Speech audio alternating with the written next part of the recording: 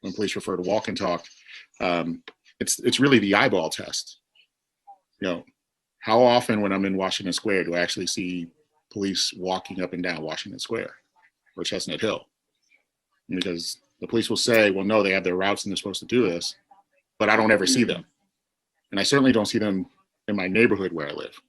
And every person on this task force, right? Everyone in this meeting, everyone who lives in Brookline, right? Everyone has a police officer that is assigned to their precinct, right? We don't need a unit assigned to BHA. Make it this precinct. They can just be a part of this precinct like every other policing. We don't need that. Why? Why is it that BHA needs a dedicated unit for housing? It doesn't make sense. And so no one else has that, Eitan, and that's why it doesn't make sense. And so, you know, what do your eyes tell you versus what you're being told from police? We know that there are residents that appreciate the program and use its services, but according to the Police Reform Committee survey, which is separate from the one we discussed earlier, only 51% of the 70 residents that responded know that the program exists, and those residents are largely white and over the age of 50. By the way, I remember this committee of the Reform Committee was the chair of that subcommittee is the department head in the police department who literally oversees those officers. That was the chair of that subcommittee. So you can imagine that you know, if there was any orientation, it'd be try to get some favorable response about the unit, and that's not very clear. You said you want to, I guess, understand like why some people like it and why some don't. So for those people who like it, right? Those people, so you have people, poor people living in public housing who don't have access to a lot of things, right? So then when the police come and offer them good things like a ride to graduation or food or things like that, of course they like those things, right? Because they need those things, right? But then you have poor people who don't want to be policed by police, right? Like myself, who moved to Brookline, and the minute I moved here, all I saw was police, always around, always around. And I'm like, why is the police always around here? And then I begin to understand, and I'm going to use this word, because we live in public, I'm not going to call it public housing. This is, people call it the project. That's what they call it. No, that's we paint a better picture when we say BHA or public housing. It's the projects, and people, the police people in the projects because they want to keep them in their place. So there are people who like it because it benefits them because they need things. They don't have resources. So yeah. But in the interviews and conversations with Black BHA residents, former residents, and organizations that work closely with BHA residents, we have learned that the program is also seen as a detriment.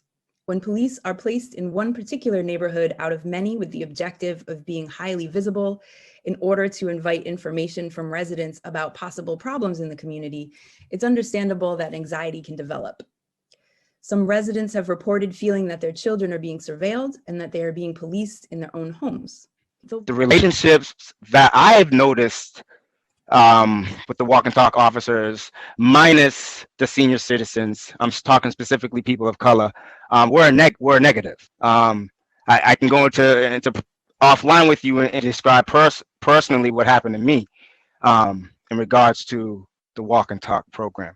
I had a negative experience. I know others who look like me who lived in this town have had a negative experience with the walk and talk program. And the standard is we are choosing to believe what people say, and we are choosing to believe the organizations when we say we're hearing that people don't want to come to us because they fear losing their tenancy, because they don't want to talk. You know, why would they be afraid to speak praise about the police? We are hearing that tenants don't want to do this. They don't want to speak with us because they are afraid of losing their tenancy, because they're afraid of retribution. And organizations that work directly with those people are saying, yes, that's correct. You know, that's not one person, that's not two, that's someone else's experience with many people saying what you're reflecting to me is accurate, in addition to the people that we have spoken with. The Walk and Talk program was started in 1992 by then Lieutenant Daniel O'Neill, Detective Mark Morgan, Chief Samard, Brian Clunan, who is the ED of the BHA at the time, and Matthew Baronis, who is still Assistant Director and Director of Management. It was at the beginning of a shift toward a new community policing strategy in Brookline. There are lots of reasons why it, particularly in the 90s and during other time periods, there were programs put into place. A lot of it, it seems, went under the banner of community policing, But we also now historically know that a lot of things that might have been intended to be good, intended to be a way to better engage, perhaps, from the police side with communities of color, with low-income communities, actually backfired in a major way, and it backfired. We see the results in the legacy of our criminal justice system. We see the results in stop and frisk. We see the results in all these other ways that that police presence in low-income communities has actually not benefited communities of color. In fact, the exact opposite. I just wanted to bring some local and national historical perspective to this. In 1978, Brookline loses a court juncture because they were having racist practices in terms of who they allowed into Brookline public housing. And so for the majority of the time while I was in school, up until I graduated 18, an overwhelming majority of the people in public housing were white. And I remember coming back as a teacher being shocked to see the change in terms of people of color in public housing. In particular, even my sister's grade, who's 4 years younger than me, had more. My sister graduated in 92. And so I don't think that's a mistake. That all of a sudden in the early 90s, as the public housing becomes more and more people of color, now all of a sudden there's a different attention. I would also like to put it in the context of what was going on in the early 90s that precipitated a lot of community policing, particularly white police reaching out to Black communities. Rodney King is the famous national one. The more local one is the Stewart case, where the white guy drove into Mission Hill and shot his wife and said it was a Black guy, and Boston police kind of ravaged through. And as much as Brookline wants to, sometimes separate and then incorporate Boston into their plans, these are national things. And it's almost exactly what we see in the school resource officer as well, that it follows these national trends and Brookline picks up on them. I do find it interesting that that's when this is happening in conjunction with federal monies that are connected to this and other things. And so I'm just pushing those historical facts out there. Whenever I hear about anybody doing something with the police in 1992, all I go back to is the war on drugs. And it was a tragic way to pigeonhole and stigmatize people. And when you think about all those young men and women who were sick, who were kicked out of public housing, whole families kicked out of public housing, it's a disgrace. The extension of that is by continuing to have police there, are we just continuing, that de facto war on drugs without saying it.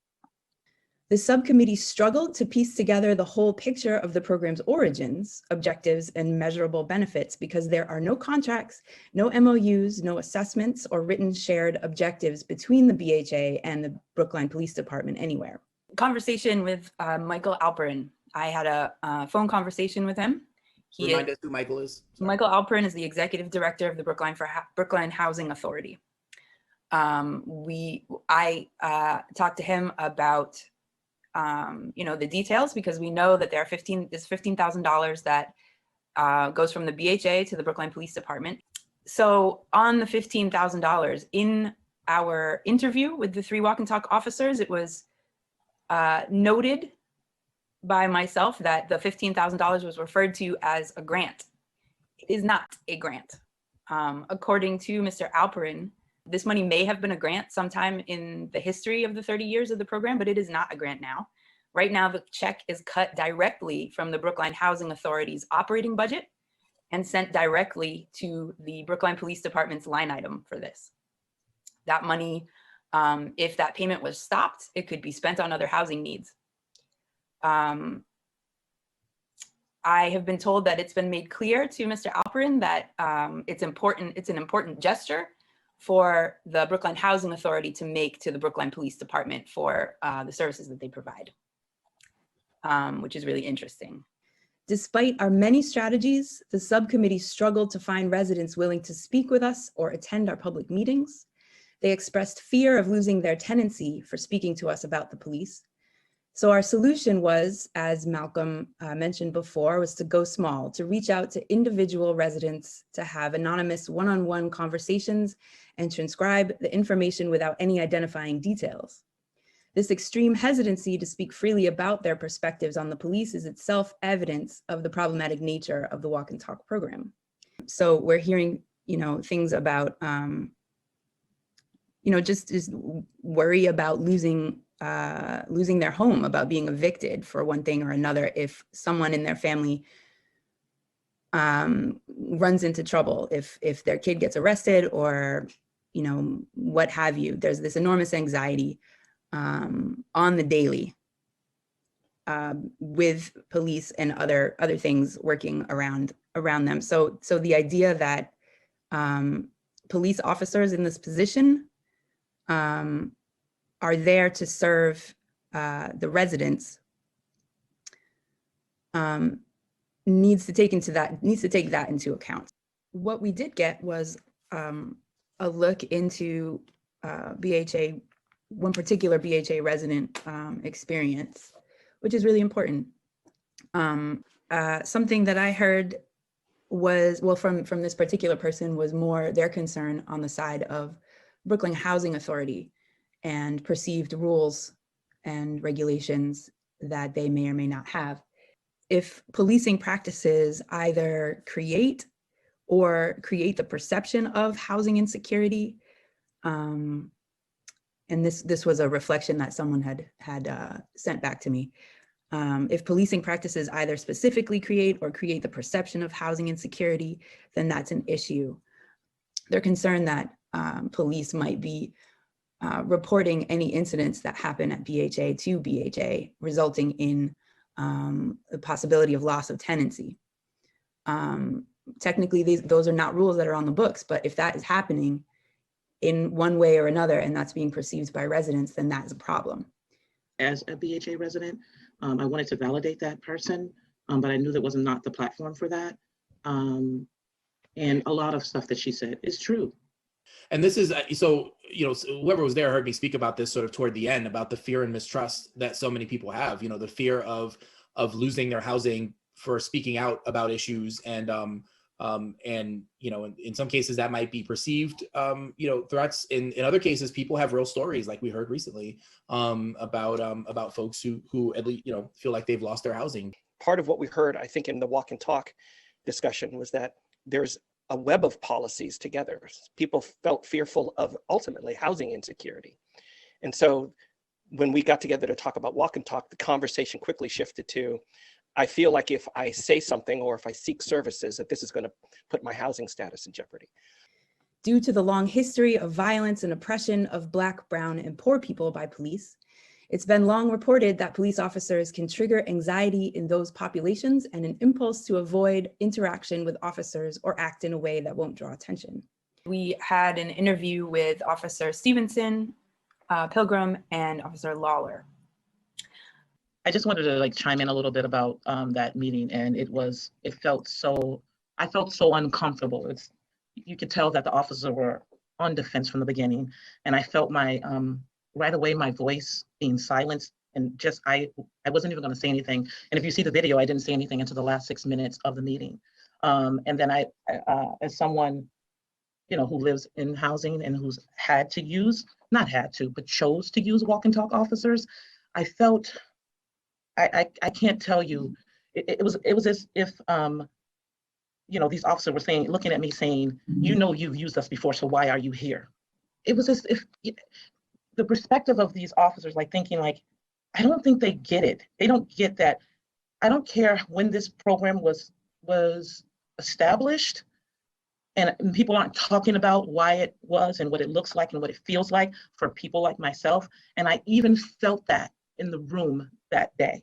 This is not necessarily due to particular officers' actions, but rather to a person's understanding of an experience with the institution of policing in the United States. You know, I'll say too that that when you watch this video, you see 3 people who care about their job, who are clearly trying to get it right. And these are the 3 officers I'm talking about, who care about their job, that are clearly trying to get it right.